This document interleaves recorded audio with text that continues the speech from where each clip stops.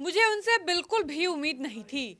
मुझे कभी नहीं लगा था कि वो इस तरीके की बात करेंगी, क्योंकि माँ का काम होता है बेटा अगर गलत रास्ते पर जा रहा है तो बेटे को सही रास्ते पर लाना, उसको सही सुझाव देना।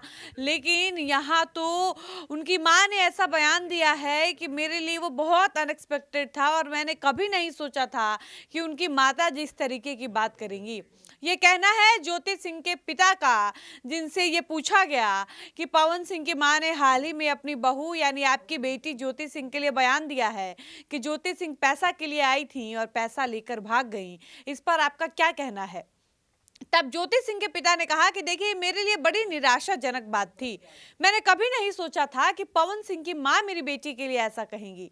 मुझे तो हमेशा से लगता था कि बेटा अगर कोई गलत काम करे, बेटा अगर गलत रास्ते पर जाए तो उसको सही रास्ते पर लाने का काम माँ का होता है।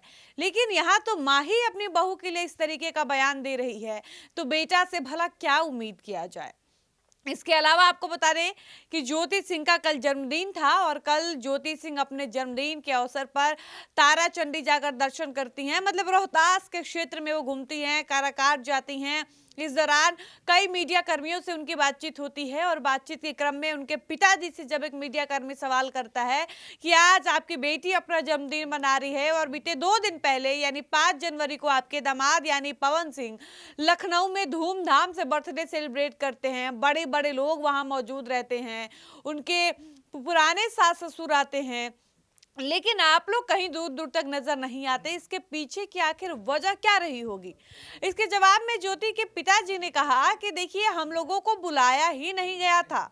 अगर हम लोगों को निमंत्रण मिला होता, अगर मेरी बेटी को बुलाया गया होता, अगर हम लोगों को इनवाइट किया गया होता तो हम लोग निश्चित रूप से जाते। लेकिन हम लोगों को कोई निमंत्रण आमंत्रण नहीं आया था, हम लोगों को इनवाइट ही नहीं किया गया था, ना हम लोगों को बुलाया गया था, तो आखिर हम लोग किस मुंह से वहां जाते। इसके अलावा राम बाबू सिंह यानी ज्योति सिंह के पिताजी ने कहा कि ठीक है, मानते हैं कि पवन सिंह अपनी तरफ से इनवाइट नहीं कर सकते थे, लेकिन किसी से कहलवा देते, अपने टीम के किसी मेंबर से भी वो ये जानकारी हम लोगों को अगर दे देते कि उनका जन्मदिन पवन सिंह का लखनऊ में सेलिब्रेट किया जा रहा है और ज्योति सिंह सब परिवार वहां आमंत्रित है, तो हम लोग निश्चित रूप से जाते।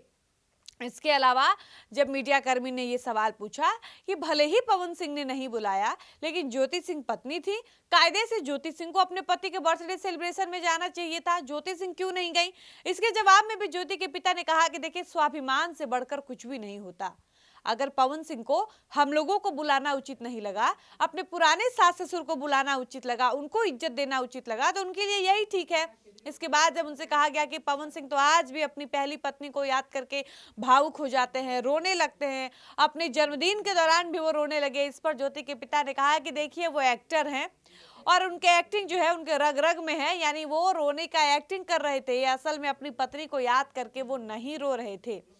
इसके अलावा जब उनसे पूछा गया कि एक बेटी के बाप होने के नाते आप इस पूरी सिनारियो को कैसे देखते हैं, आपको कैसा लगता है, क्या महसूस होता है, तब पवन के ससुर ने कहा कि देखिए, तकलीफ तो बहुत होती है, किसी की बेटी की जिंदगी बर्बाद करके अगर वो खुश हैं तो माता रानी उनके साथ न्याय जरूर करेंगी और मेरी बेटी के साथ भी न्याय होगा। लेकिन एक बाप की तकलीफ कोई नहीं समझ सकता कि जिसकी बेटी की शादी हो गई हो, इसके बाद भी उसकी बेटी विधवा की तरह रह रही हो, पति न अपने पास रखता हो न अपने पास बुलाता हो, तो उस पिता के दर्द को कोई क्या ही महसूस कर सकता है।